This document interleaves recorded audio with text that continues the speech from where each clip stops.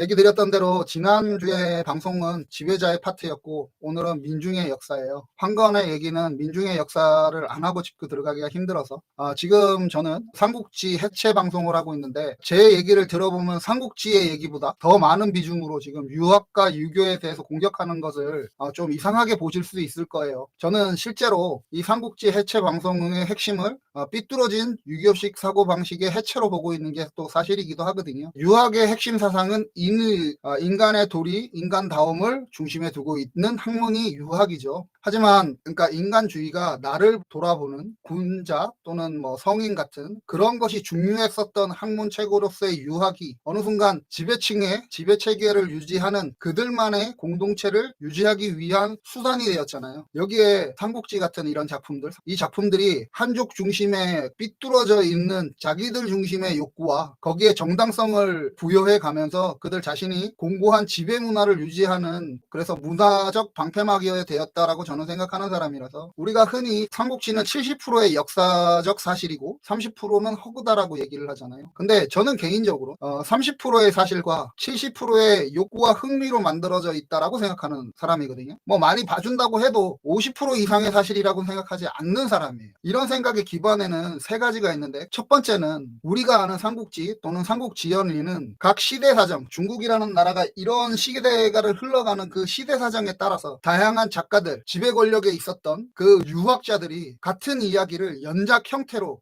자신들의 욕구를 덧붙여가면서 완성해 나가서 결국은 삼국지가 되었다라고 저는 생각하거든요. 가령 정사삼국지라고 말하는 진수의 삼국지는 각 나라의 정당성이 이미 다 부여져 있는 상태였어요. 그걸 진수가 거기에 대한 얘기들을 중심으로 얘기를 한 거예요. 그래서 진수의 삼국지에 보면 그러니까 해석 방식이 다른 충돌들이 발생을 해요. 이건 그 나라, 각기 다른 나라가 이미 정통성이 세워져 있다라고 하는 거에 대한 흔적이라고 저는 보고 있거든요. 이렇게 기록의 중심이 되어 있던 삼국지는 많이 읽혀지지가 않았어요. 우리가 지금 정사삼국지를 어쩌면 중국 애들보다 더 열심히 읽었는지도 몰라요. 그러니까 기록이었던 거니까. 근데 그게 읽혀지는 계기를 만드는 게 배송지가 만들어요. 저번에도 얘기 드렸다시피 배송지 시대라는 건 위진남북조라고 하는 이 시대는 북방에 있는 나라들이 이 중원으로 막 침략을 시작하던 시기였어요. 중국에서는 전례 없는 위기들이 막 돼서 나라가 막 이합집산되고 있는 상황이었거든요. 위진남북조라는 시대 자체가 그래요. 그런 치열한 싸움을 하고 있는 가운데, 그러니까 이민족과 중원에 있던 그 각기 다른 또 한족끼리도 다른 나라들끼리 막 싸움을 하고 있는 상태에서 한족의 전통을 잇는 유시성을 가진 송나라, 그러니까 뒤에 있는 송나라랑 구분하기 위해서 유송이라고 한다 그랬잖아요. 그 유시성을 가진 왕이 있던 그 송나라의 배송지라고 하는 한족의 지배 권력층인 유학자가 한나라 말기 한족 군벌의 유표의 그 식객으로 있었던 건한칠차, 왕찬 등이 저술했던 영웅기 같은 책들이 있어요. 그 다음에 민강신앙, 설화, 민담 이런 것들을 자기의 입맛에 맞춰서 거기에다가 해석으로 달아놨어요. 이게 진수의 삼국지의 배송지가 해설을 해서 주석을 달아놓는 거예요. 딱딱했던 역사서가 어떤 형태를 갖춘 거죠. 저는 이걸 전반기의 삼국지라고 생각하거든요. 여기까지는. 이렇게 삼국지의 원형이 만들어지고 읽기도 편해졌잖아요. 주석이 막 달려있으니까. 근데 이거 역시도 그렇게 크게 많이 읽혀지지는 않았어요. 그런 삼국지를 다시 이제 위진남북조가 수당으로 통일되는데, 수하고 당은 이민족이었던 선비족 출신의 국가였거든요. 그러니까 걔네들이 이제 한족에 동화돼 가면서 갔던 그 시기였어요. 그때 거기에다가 이제 여러 가지 많이 보충을 했어요. 선비족의 나라였던 수당 시대. 그리고 송나라에서 그것이 보완되면서 민간에서 구전되는 형태로, 그러니까 지배층에 있었던 그 문화였던 삼국지가 밑에 있는 민중한테 거리로 이렇게 많이 만들어져 갖고 이제 대중화가 막 되는 거예요. 그때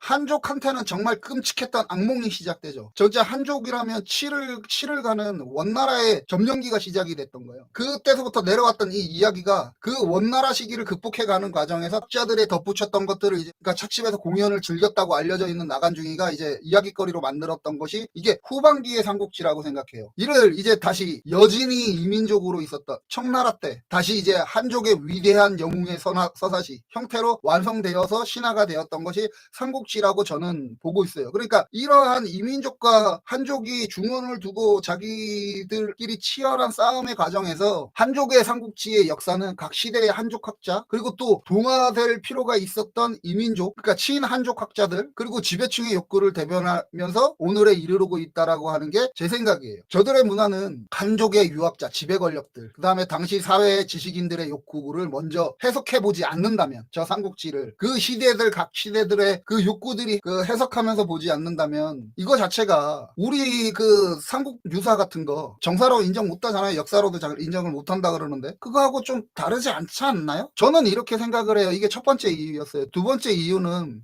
저 당시의 기록은 진짜 도저히 신뢰하기가 힘든 시대였어요. 저 당시 자체가. 그 영장제가 이제 삼국지 황건의 난 오늘 얘기하는 황건의 난이 있었던 그 황제인데 그 황전 앞대가 26대 환제였어요. 그 환제 때 후한에 인구조사를 하거든요. 그때 인구조사를 하는데 5천만이 가뿐히 넘었대요. 그러니까 5천만 이상이 되는 거야. 근데 이후에 삼국전쟁이 끝나고 삼국이 통일되고 나서 그 서진의 시대 때 인구조사를 다시 해봤는데 1600만에서 1700만 정도가 되었대요. 물론 그 전쟁 시기라는 게 뭐 피해 다니고 숨어 다니고 이랬던 사람들도 많을 거니까 이 100년씩이라고 하는 시간 동안에 거의 뭐 3천만에 가까운 인구가 그냥 증발해버렸어요. 이 한 나라에서. 그런 걸 감안한다고 해도. 그러니까 저만큼 혼란스러웠던 시대가 저 삼국지의 시대라는 거죠. 삼국지에 뭐 10만 단위, 100만 단위로 사람이 죽는다라고 하는 것들이 진짜 실제로 있어 보이는 시대였던 거예요. 3천만이라고 하는 인구가 60% 정도 되나요? 60% 넘나요? 어쨌든 그 정도의 인구가 갑자기 인구가 자체가 사라져버렸어요. 증발해버렸다고. 거기다가 인터넷도 없는 시대예요.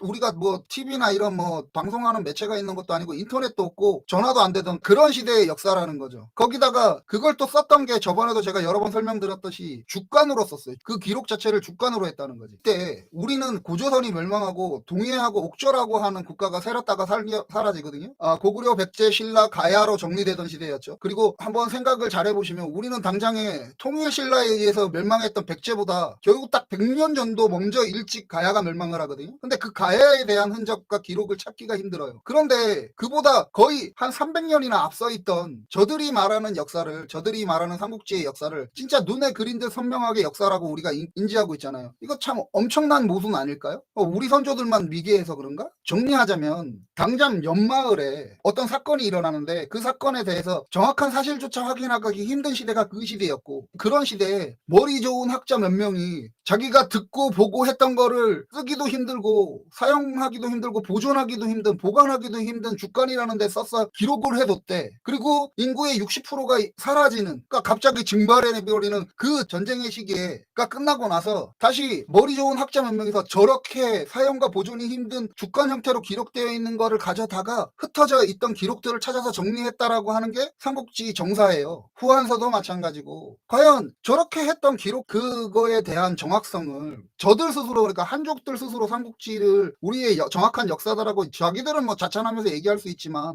그리고 또 우리가 또 하나 더 알아야 되는데 지금부터 겨우 60년 전에 1960년대 문화 대혁명이라고 하는 자국 문화를 파괴하고 말살했던 대형 벙크를 저지른 게 저 한족의 그 책임으로부터 자유롭지 않은 공산당 정부에서 남아있던 자료들을 우리가 막 지금 보고 하는 거거든요.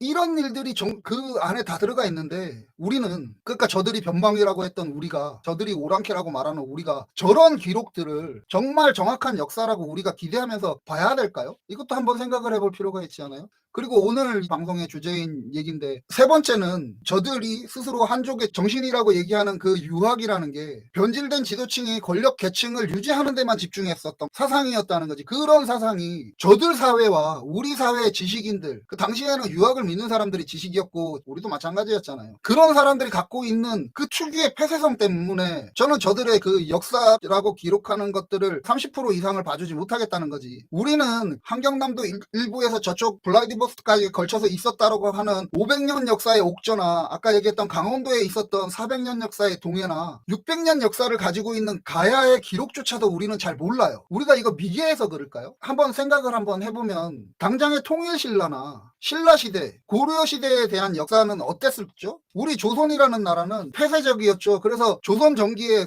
성균관이나 이 유학자들의 힘이 상대적으로 약했었던 조선 전기에나 겨우 고려 역사를 우리가 기록을 했거든요. 그 이후에는 없어요. 그러니까 우리나라 문화가, 그러니까 우리가 섬겼던 조선이라는 나라는 유학적 체계가 확실하게 정립되고 완성되면서 그 이전의 시대에 대한 우리의 역사 자체를 단절시켜 버렸어요. 조선이 유일하게 앞전에 자기들의 역사를 고려해서부터 이어오는 역사를 그 정당성을 확보해야 되기 때문에 성균관이 가장 약했던 그 시기에 기록했던 고려사 정도만 우리가 갖고 있는 거예요. 이렇게 역사를 단절시킬 수 있는 폐쇄성을 가진 게 저 유교라고 하는 유교학자들이었다는 거지. 기록상으로는 통일신라 시대에 유학과 유교가 들어왔대요, 우리한테. 근데 일반적이지 않았죠. 원나라 시대라는 건 한족한테는 끔찍한 시대예요. 저번 방송에서도 누누이 얘기했지만 그 끔찍한 몽고족의 이민족한테 그걸 극복을 하고 집권을 해서 자신들의 막 정신을 강화할 때 삼국지라고 하는 게 나와 있는 상태였고, 그것이 막 거기에다 이제 얘기가 그 아까 얘기 드렸던 역사적인 체계를 이어가면서 그것이 완성되어 있었고, 그런 명나라에서 유학이 넘어오면서 유학적 이념이 고려말 이후에 조선에 넘어오면서 지배문화 사대문화로 자리 잡으면서 저들의 것, 한족의 것을 한족의 눈으로 보는 그 세계로, 그 세상과 그 역사, 그 사상으로 우리 조선이 봤던 거지. 그러니까 유학에서 말하는 인의, 그러니까 성균관 학자들이 얘기하는 그 인의라는 거, 인간으로서의 도리라는 건 그러니까 지배층만을 인간으로 만든 거예요. 철저한 계급사회를 만드는 기반이 되었던 것이, 그것이 전통이고, 이 전통은 한족이랑 한족이 아닌 자를 구분을 했어요, 엄격하게. 그리고 다시 유학자랑 유학자가 아닌 자들을 구분을 했어요, 지들 스스로가. 근데 우리는 거기에 같이 동교에 갔어. 우리는 한족도 아닌데. 계속 얘기 드리지만 한나라의 시작은 미천했던 자 유방이 가장 고귀한 황제가 되면서 시작됐어요. 그리고 인의를 목숨으로 아는 유학자라는 작자들이 하늘이 내린 자, 황제가 인정한 자 제후 왕, 황제와 왕이 인정한 자 모시는 자 대부, 대부가 될 수 있는 지식인 계층 사. 그러니까 사 대부가 지식인 계층인 유학자들을 사라고 하고 관리를 대부라고 하거든요. 그런 사 대부를 모셔야 하는 평민 천민으로 철저하게 나누면서 이를 인간의 근본이라고 했다는 거지. 이 유학의 변질은 거기서부터 시작된 거죠. 그걸 우리는 고스란히 받아들인 거고. 근데 진짜 웃긴 건 뭐냐면 그 명나라를 세운 주원장도 유방이랑 똑같아요. 유방은 그래도 기록상에서는 조금 설왕설래하는 부분이 있어요. 몰락 귀족이다 이런 얘기들이 조금은 그래도 흔적들은 남아있어. 한데 주원장은 명확하게 보이는데 농민의 자식이라는 거지. 이 주원장이라는 명나라의 왕이, 그러니까 우리는 사대를 하는 거고, 그러니까 이렇게 굳건하게 계층 구조를 완성한 게 지식인들인 사와 관리인 대부였던 그들이 가지고 있는 편협하게 기록되어 있는 저 기록들이, 삼국지라고 하는 기록들이, 이민족이 내려오고 선비족이 나라를 수당을 세우고 뭐 이랬던 역사에서 개별 그 안에서 조금씩 삼국지가 살을 더하고 막 이래가면서 했던 기록을 뭐 70%의 사실과 30%의 상상으로 만들어낸 소설이라고 하는데, 저는 그걸 모르겠고, 저는 30%의 사실과 70%의 욕구와 뻥이라고 생각을 하는 사람이거든요. 뭐 그거 그래도 뭐 많이 봐준다고 해서 한 50%의 사실 정도라고 생각을 해요. 오늘 얘기가 이 얘기예요. 나간 중에 뻥과 위선,